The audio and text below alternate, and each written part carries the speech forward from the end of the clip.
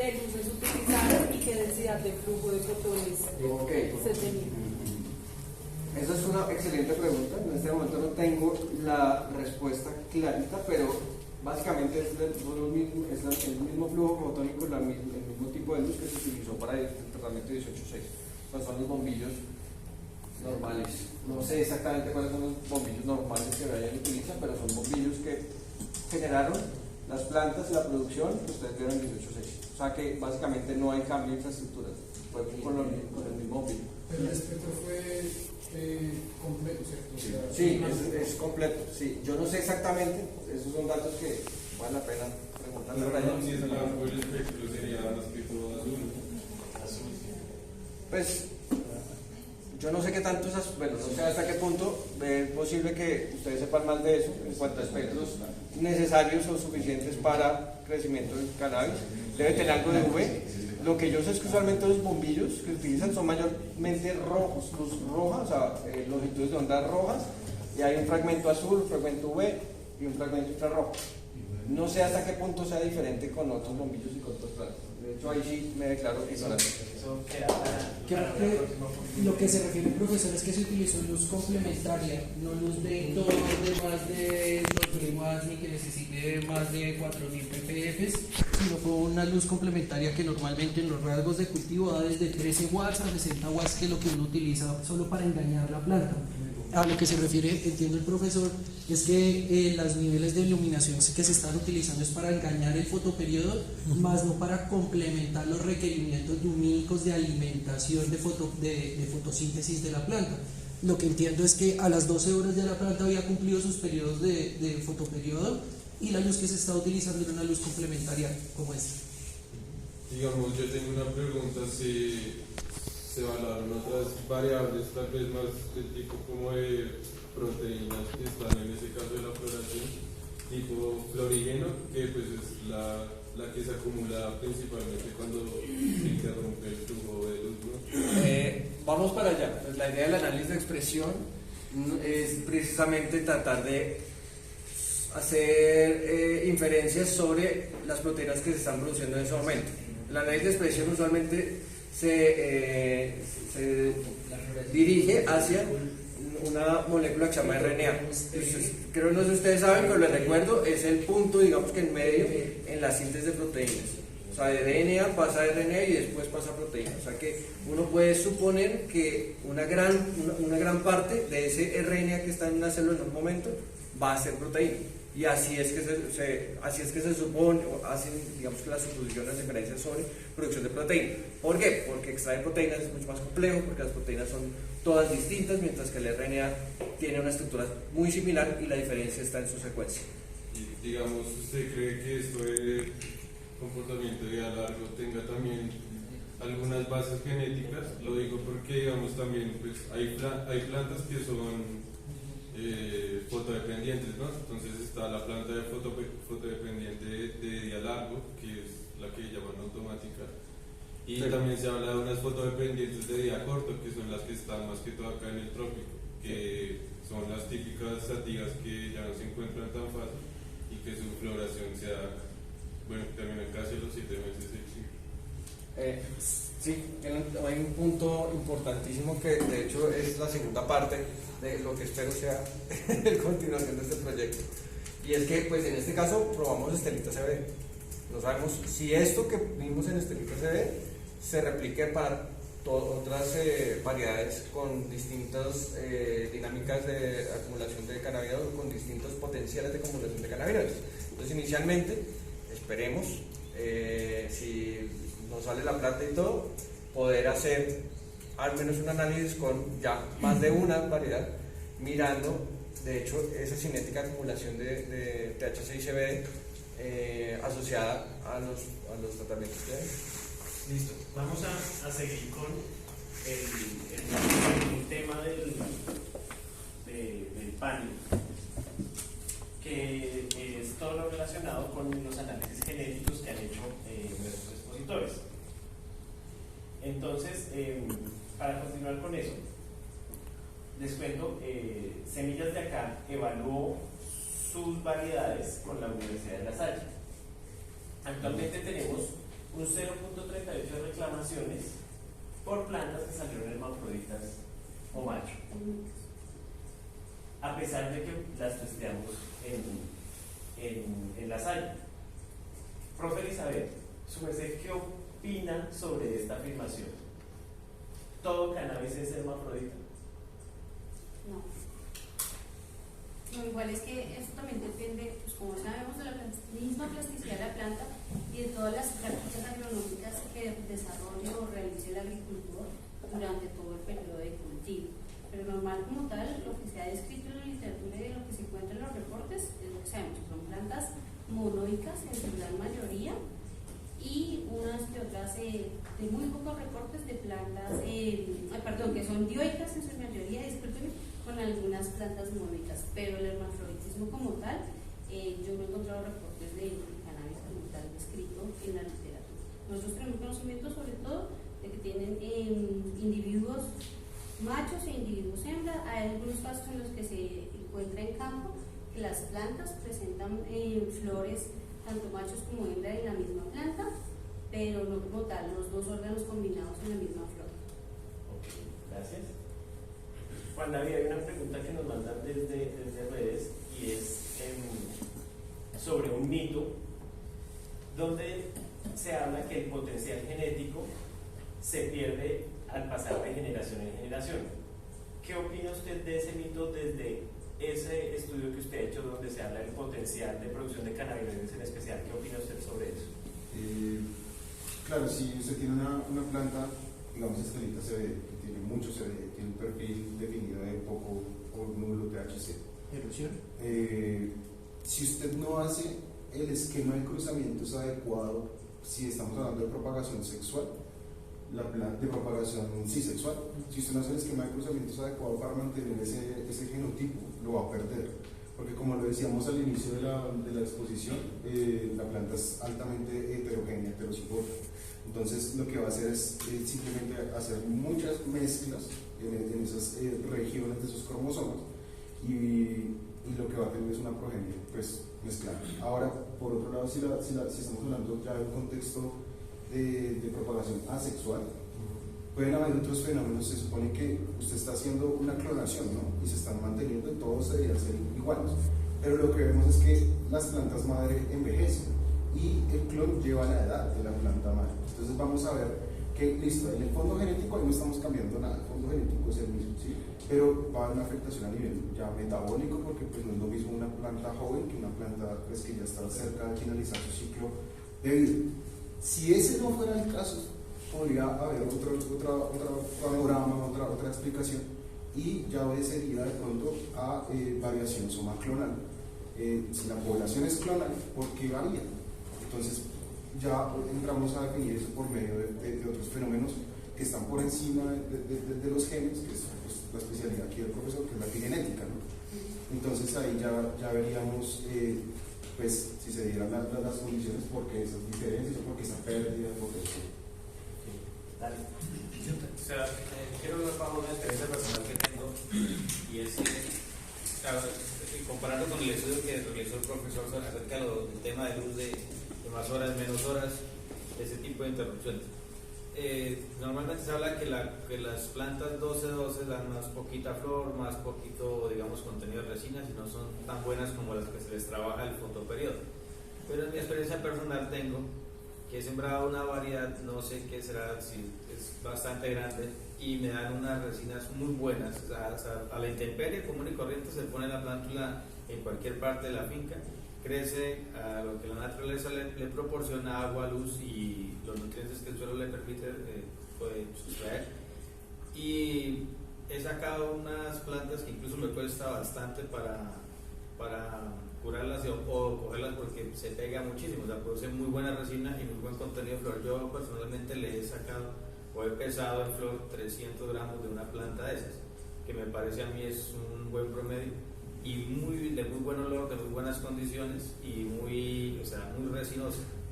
Entonces, no sé, me gustaría de pronto traer una muestra sobre unas semillitas de esas variedades que yo la tengo en casa para hacer el estudio. Me gusta mucho porque es una planta que produce muy bien a la intemperie y sin tanta situación, comparándola con el estudio, pues entonces digamos esta planta trata de contradecir un poco lo que dicen de 12-12, porque ella es una planta 12-12 pero con unos resultados muy buenos. Ok. Yo creo que un comentario hacia allá de la investigación de fotoperiodo, porque, o sea, mantener la infraestructura de iluminación como se vea, eso no es una desventaja, ¿sí? Entonces, lograr tener una planta que en 12-12 produce rendimientos superiores y acumula cannabinoides significativamente altos, 18-20% o más, pues es la idea. Yo diría que es el ideal.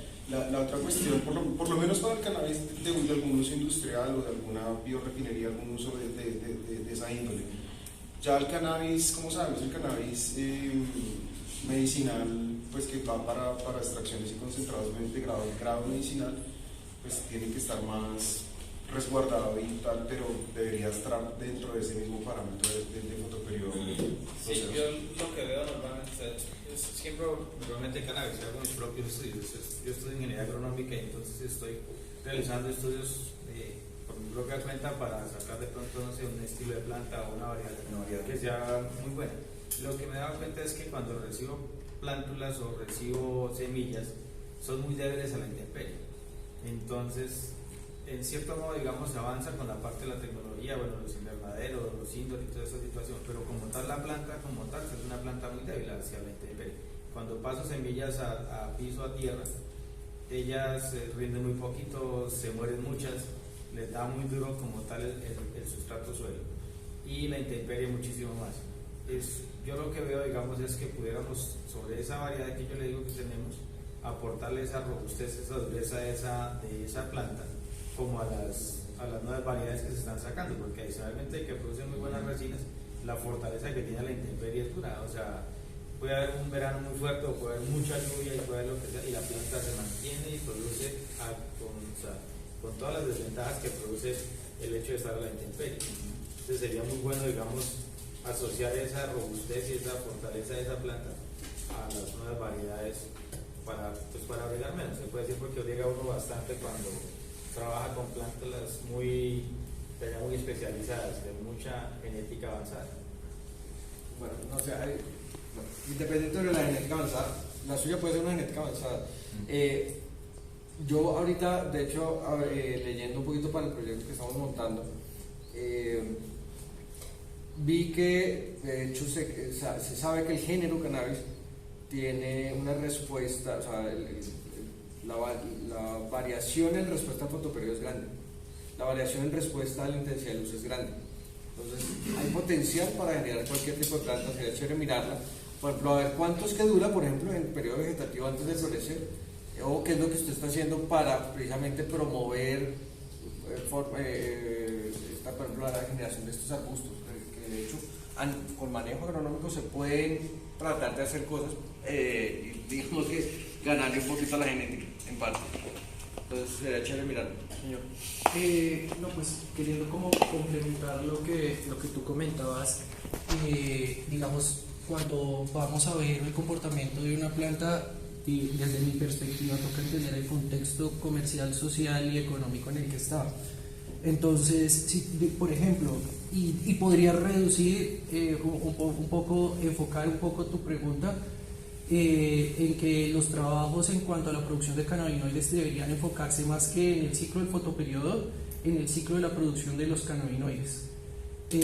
Porque lo que hemos visto es tanto en una planta que no responde al cambio de fotoperiodo, una sativa, tiene un ciclo en el que lleva produciendo flores 3 meses, y así vas a encontrar un abanico de la producción de cannabinoides que ya están maduros, porque la flor que empezó al principio, que está en la parte baja, no es igual a la parte de arriba, que sigue produciendo flores nuevas y que sigue produciendo cannabinoides nuevos. La última flor no saca un cannabinoide con THC de una vez, tiene que empezar el ciclo porque la flor es nueva y los cannabinoides son nuevos. De la misma forma como en este momento encuentras plantas autofluorescentes que en 4 meses logran 30% de THC, entre comillas, teniendo en cuenta la relatividad de cómo puede ser tomada la muestra. Entonces, como lo que mencionó el profesor, como el cannabis ha ido con las personas, de pronto la mayoría de personas toman como un referente el 12-12, pero si tú vas a México hay plantas que te florecen a 13 horas, casi a 14 horas. Y te prometo que tú puedes coger una planta en indoor y con 10 horas de floración puedes sacar una producción muy similar a la que sacas con 12 horas. El tema es la cantidad de la exposición a los rayos eficientes de luz que tienes y cómo esa planta, el metabolismo, lo hace eficiente en 6 meses, o en 2 meses, porque en realidad el fotoperiodo es más una metodología industrial que se ha popularizado para que la gente pueda controlar los tiempos de cosecha. Entonces tú puedes hacer un híbrido con una planta muy rápida o muy lenta, que también están preexistiendo, y vas a encontrar una variabilidad en que tiene una tendencia, unos genes más dominantes, y los tienes en un entorno en que tienes luces hasta las 12 horas y no te va a florecer. Como puedes poner una planta al lado del poste y te florece por madurez, y la mitad te florece por madurez y la otra mitad no te florece porque está al lado del poste, y uno ve que le empieza a florecer por debajo y tiene unos cogollos, y uno dice, pucha, está recibiendo la alimentación de vegetativo y tiene unos cogollos muy fuertes y muy bonitos. Entonces, como dice el profesor, hay mucha variabilidad, incluso una planta puede estar florecida por un lado y por otro no. Veo que el tema del fotoperiodo los llama, y hay gente en el live diciéndome por qué no invito a este o a otro. Vamos a organizar para la última clase algo, ¿vale? Sobre ese tema. Allá atrás hay una pregunta. Yo quisiera que, me parece que coinciden el profesor Felipe y la profesora Elizabeth en que nombraron la aparición de machos en plantas hembra. Entonces yo quisiera preguntarles, ¿ustedes cuáles consideran que son los factores que detonaron esta situación? Si son factores de estrés, qué tipo de factores son, por qué eso ocurre. Me gustaría que los dos hablaran un poquito de eso, dialogaran sobre eso.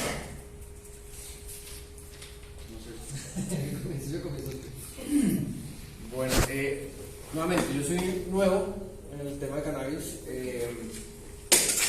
Pues sí sé algo sobre la genética detrás de la diferenciación sexual. Por ejemplo, nosotros, humanos y muchos mamíferos, pues de hecho somos dioicos igual que cannabis, y de hecho todos nacemos potencialmente, los machos nacen como hembras, y es la activación de unos factores de transcripción que los vuelven machos. ¿Sí? O sea que, y hay por ahí un capítulo de Dr. House, precisamente donde toca el tema, pero bueno. Entonces, ¿qué es lo que pasa para que una planta macho se desarrolle macho, para que una planta hembra se desarrolle hembra, o para que haya una planta hermafrodita? Yo creo que hay muchas cosas, hay una influencia fuerte del ambiente, otra vez igual con cannabiloides. Eso es parte chévere de cannabis y parte también una pesadilla. Entonces puede que genéticamente la planta sea hembra, sin embargo desarrolle flores hermafroditas a raíz de respuestas al estrés. La floración no es solo un proceso que dependa de un factor de transcripción que se active, o la diferenciación de órganos florales, ¿no? También hay equilibrios hormonales que, si se modulan, pueden generar, ¿no? Y pues, o sea, nuevamente aquí el caso, volvemos al caso de cannabis. Hay, si mal no estoy, son hembras que se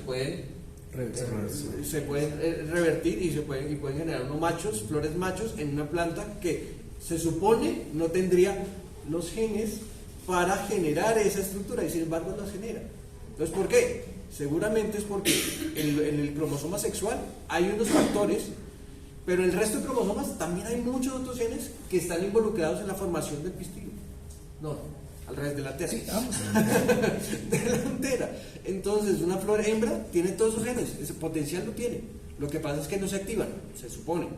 Pero es posible que desequilibrios hormonales los generen. Pues no sé qué, ¿cómo se de plata, cobre? Tiosulfato. El tiosulfato de platas, por ahí un artículo, que me parece que no lo hicieron tan bien, porque toman como que hacen la análisis de expresión como que al final, ya cuando tienen la flor, y no despuesito del tratamiento. Entonces me parece que ahí fallaron un poquito y no se sabe exactamente cuáles son los factores que desencadenan la formación de la estructura. Digamos ahí en el caso de las hembras, o bueno, no solo hay un artículo de reversión del varios de hecho, y es más que todo relacionado al etileno. El etileno desarrolla flores hembras, entonces lo que hace el tiosulfato de plata, no sé si es fijarse completamente al sitio de acción del etileno o actúa como un inhibidor en otro sitio de acción. Entonces inhibe toda la ruta que produce el etileno, y pues a la final lo que usted dice, la planta sigue teniendo cromosomas femeninos, pero su sexo es masculino. Claro, entonces pues la balanza hormonal. Sí, claro, exactamente. El potencial de generar las estructuras está ahí. Lo que pasa es que naturalmente se supone que no se activa. Y pues de hecho no se estudia tampoco mucho. O la otra metodología es incrementar con giberelinas la parte masculina, la producción de flor masculina. Entonces no solamente es inhibir una, sino que usted también le puede, como los seres humanos nos tratamos con hormonas, no nos cambia el género, el sexo, pero la expresión hormonal es diferente. Aunque yo hice un ensayo con giberelinas, plata colloidal y fosfato de plata, y con giberelinas nunca tuve el efecto que esperaba, sino la planta se alargó totalmente y volvió vegetativa. Sí, es que las giberelinas también las utilizan en otros tipos de cultivos como el labor para producción de otro tipo de cosas. Entonces, bueno, jugar con las hormonas, eso está. Pero en conjunto, pues todo este tipo de respuestas nos permiten evidenciar que precisamente es toda esa presión de selección, son todos los factores, aparte de toda la parte hormonal, los factores nutricionales, la parte del componente del suelo también, incluso ambientales, lo que va a estimular que se presente este tipo de flores masculinas en las plantas femeninas. Entonces, como tú bien nos planteas la pregunta, viene siendo también la aparición de este tipo de flores una respuesta al estrés y a la presión de selección a la que estamos sometiendo los cultivos. Gracias. Una pregunta para Juan David Romero. En esta genotificación, donde has podido ver qué factores genéticos afectan a las sintasas, que eso genera producción de cannabinoides, en su experiencia en el laboratorio, como teniendo contacto con las industrias que están produciendo cannabinoides, produciendo flor, ¿qué zonas de contacto, qué relación ve que hay entre lo que tiene la genética de la planta y las prácticas de cultivo?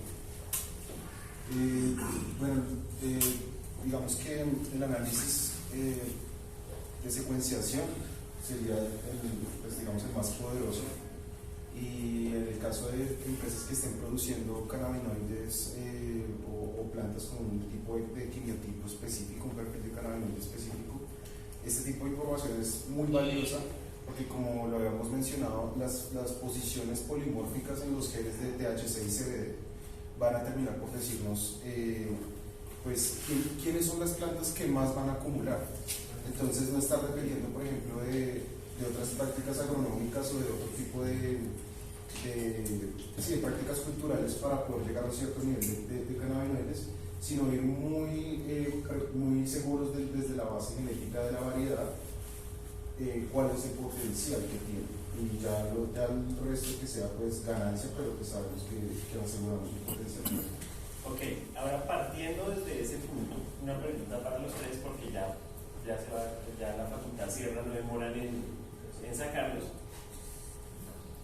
¿Qué opinión le merece a cada uno de ustedes el proceso actual de registro a través de pruebas de evaluación agronómica y qué oportunidades de mejora ven?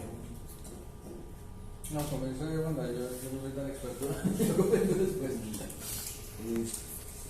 Pues bueno, en cuanto a pruebas de evaluación agronómica, yo creo que hay un poco de datos que son como basura, ¿cierto? Que son como descriptores que de pronto no estarían sirviendo para nada, porque ya hay mucha evidencia de que los, caracteres morfológicos no se correlacionan con cannabinoides.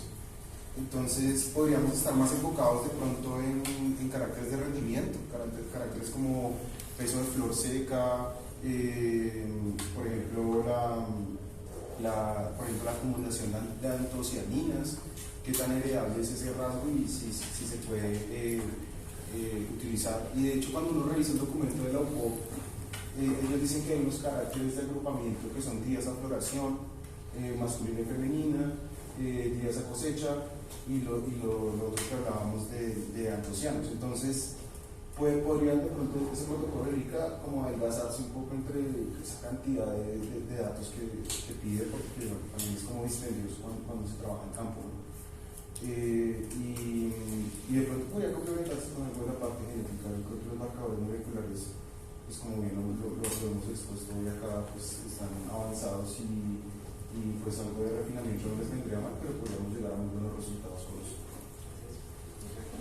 Bueno, yo me uno ahí a Juan David, pensando en caracteres morfológicos que de hecho no son para nada predictivos, cero, pues muy poco. De hecho, lo que muestra Juan David, ¿mostró el ruido? Sí. En el river plot se muestra que plantas grandes, altas, pueden tener potencial de acumulación distinto, plantas con hojas anchas, hojas delgadas. Eso lo que muestra básicamente es que estas plantas, estas tres divisiones del florogénero cannabis son hibridables y los caracteres están segregando casi que independientemente. No me consta, pero pues lo que muestran los datos de Juan David, de una población que al parecer de pronto sí tenía algunos parentales en común, no lo sabemos, muestra específicamente eso. Lo mismo de hablar de fracciones cannabis sativa versus índica. Hay un artículo, se lo recomiendo por ahí, de Nature Plants, Watts, y colaborar en 2021, ¿qué? Donde muestra que efectivamente esa división y esa escala y esos olores de sativa versus índica están asociados a contener terpenoides, que es chévere. No sabemos eso cómo está influenciando, por ejemplo, no sé, algún rasgo de calidad con relación a lo que pase después con los cannabinoides, pero definitivamente no se correlacionan con THC o CBD. Entonces, por ese lado tampoco, ¿no? Sin embargo, pues es bueno saber, digamos, que esos puntos. Eventualmente yo creo que cuando se quiera llegar a un nivel de refinamiento para decir eventualmente que lleguemos que se llegue a modificar la ley y se apruebe el cultivo de cannabis recreativo, ojalá, podríamos llegar a mirar la asociación de terpenoides y de otros metabolitos secundarios, no solo cannabinoides, que se acumulen en esos cogollos que eventualmente llegan a fumarse o llegan a comerse, con experiencia. Eso sería lo chévere. Estoy totalmente de acuerdo con lo que hablan los otros panelistas. Realmente el registro pues, es algo bastante dispendioso y sí podría complementarse con muchas de las herramientas que ofrece actualmente la biología molecular, toda la parte de predicción genética. Y es que de por sí para allá donde vamos, porque toda la parte molecular es como lo que vemos en salud humana. Hoy en día se puede hacerse un panel para diferentes tipos de cáncer y hacer predicción sobre enfermedades en una clínica personalizada. Podría hacer trabajar también este tipo de herramientas para las diferentes variedades que tenemos actualmente en el país.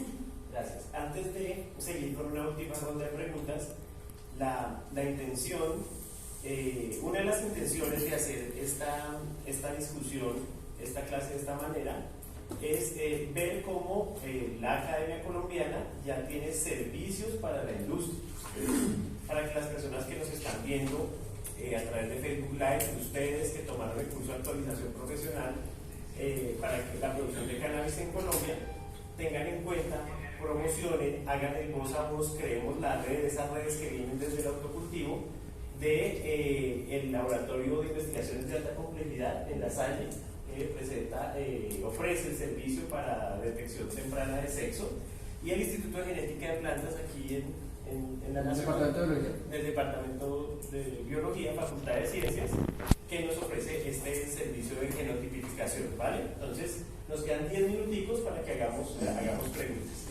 Yo quiero hacer un comentario respecto a lo de las pruebas de evaluación agronómica, porque digamos, antes en Colombia esas pruebas eran como producto de un programa de fitomejoramiento serio en donde la gente iba y registraba una variedad que fuera homogénea, estable, digamos con todas las características de mejoramiento, y lo que tu estudio demostró es que eso no se tiene, ¿sí? O sea que en realidad esas variedades les falta bastante por trabajar y por realmente, digamos, garantizar eso, que sean homogéneas, estables. Y es como una de las cosas que deberíamos mejorar, porque digamos en cannabis hay cientos de variedades registradas en comparación con otras especies, pero ese componente no se ve tan reflejado. Como en retroalimentación, digamos, desde parte de la industria en cuanto a la relación de cannabinoides y terpenos, digamos, lo que te puedo, digamos, como compartir de lo que no tengo documentado como una investigación, pero lo que he evidenciado es que, digamos, mientras que los análisis y los trabajos que hemos trabajado en empresas para hacer extracción de fitobotánica, hay un balance, así como mencionas en el hormonal, hay un tope. Y la planta no puede tener 50% de THC ni 60% en un gramo, porque tiene que distribuirlo entre agua, y dentro de los análisis que hemos visto, digamos, la mayoría ya como en comunidad se ha ido acordando o se ha ido llegando a un concepto, un ideal colectivo en que un 10% de humedad, 12% de humedad es lo mínimo que usted puede tener para considerar una relación entre los cannabinoides.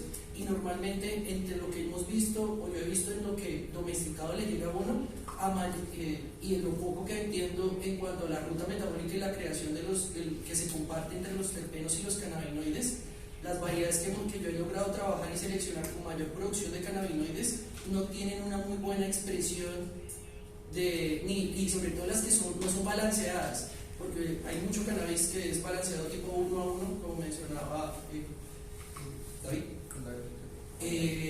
Pero al mismo tiempo, cuando encontrábamos variedades que tenían mayor marcación hacia un tipo de cannabinoide, que no siga full espectro sino broad, hay una mayor variación y disminución en el perfil de terpenos, y a mayor balance y que no hay unos cannabinoides por encima de 20, 30, encontrábamos variedades que tenían un mayor porcentaje de cannabinoides de terpenos, 6, 8%, que para mí es wash.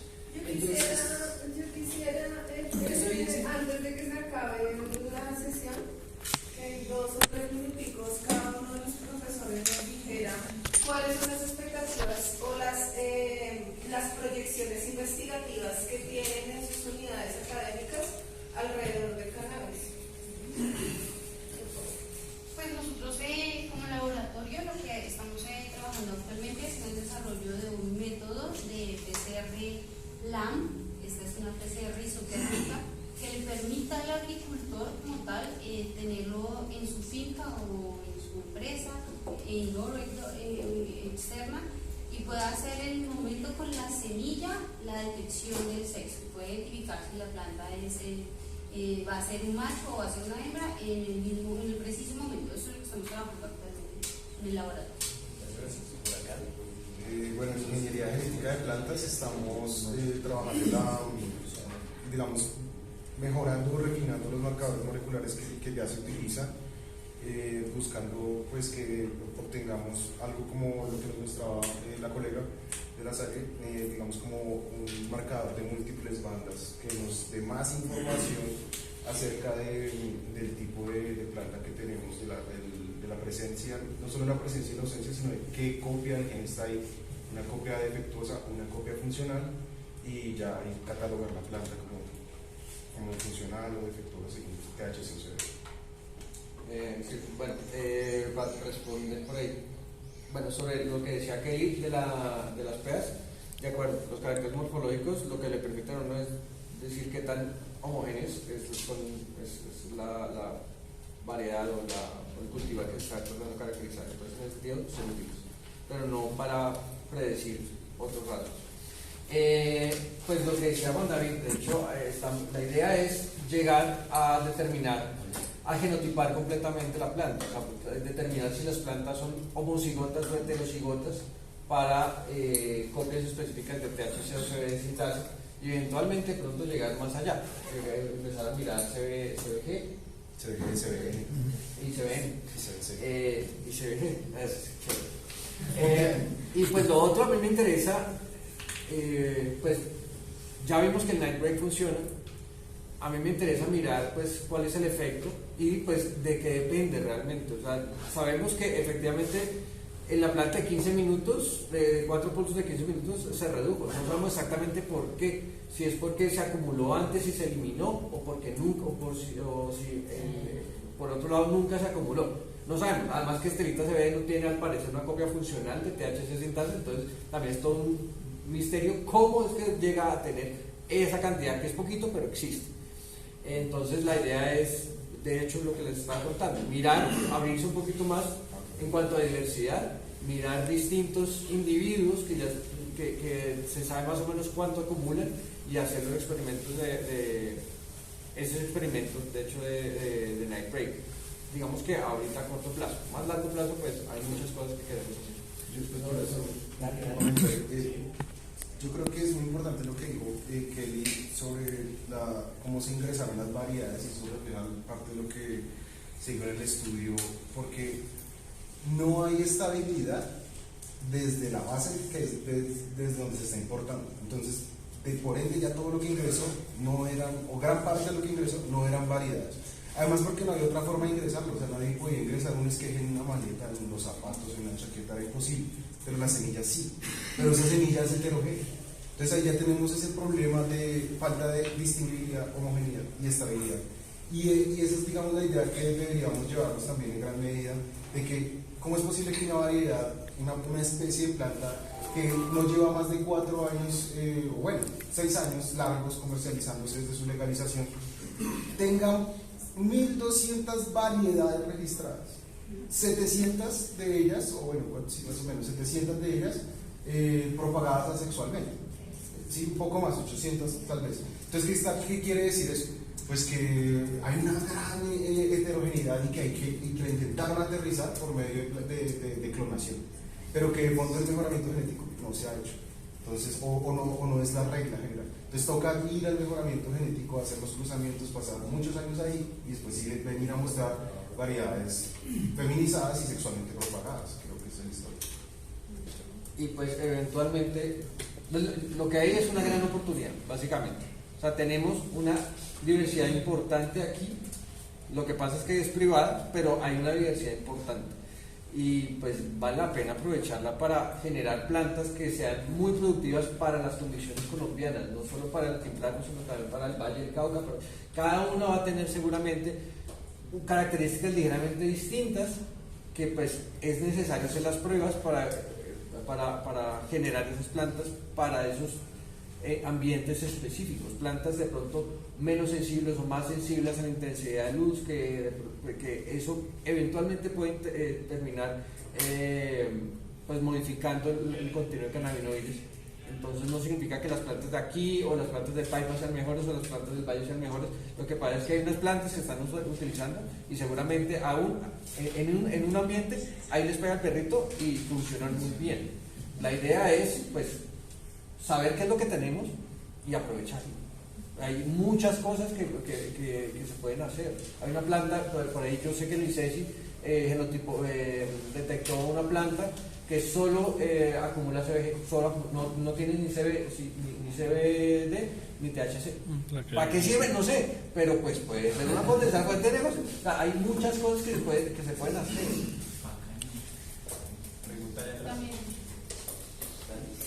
Más que una pregunta, un comentario. Primero con el ingeniero, gracias por invitarme hoy acá. Yo pues no tengo nada que ver con el curso ni nada, yo soy bogotano, pero vivo en Austria.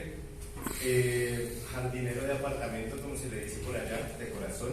Entonces, primero que todo, las gracias a todos los que están acá, porque para mí esto me parece un parche, muchachos, y me están llamando preciso. No pasa nada.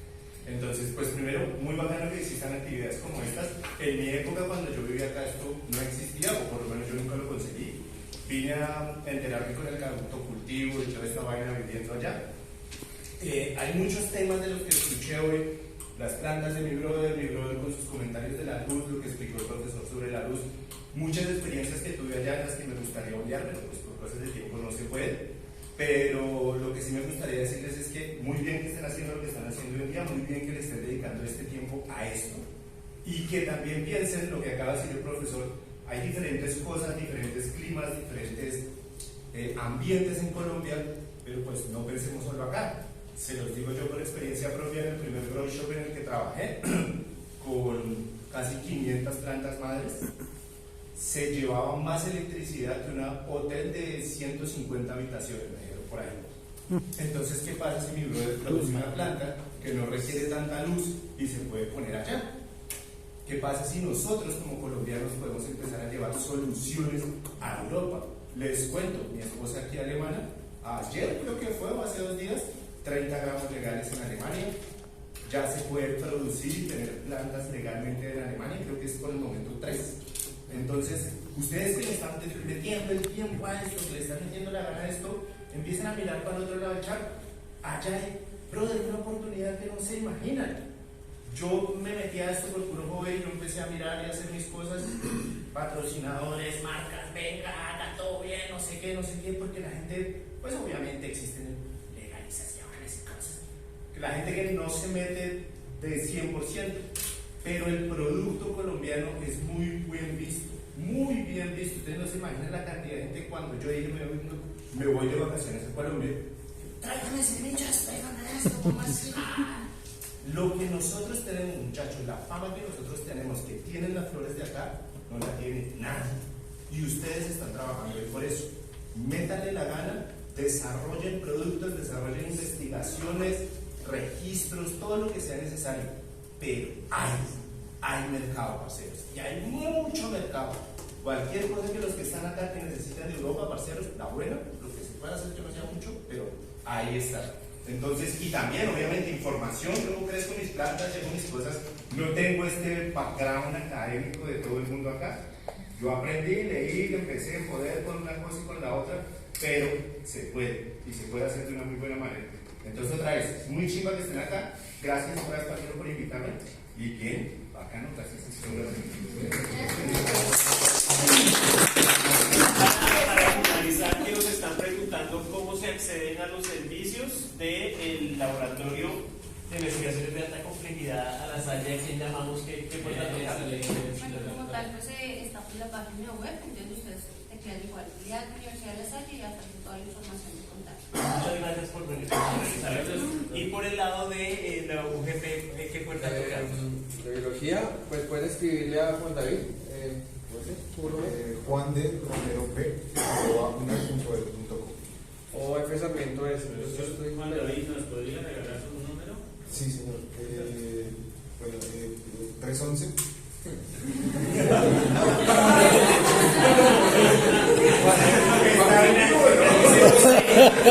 Muchas gracias por venir a los invitados.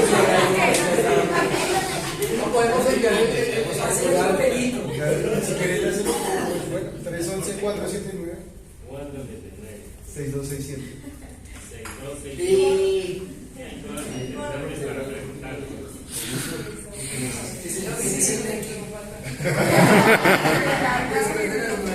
Gracias a todos. En los que quieran, todo bien. Yo traje un par de bobaditas acá.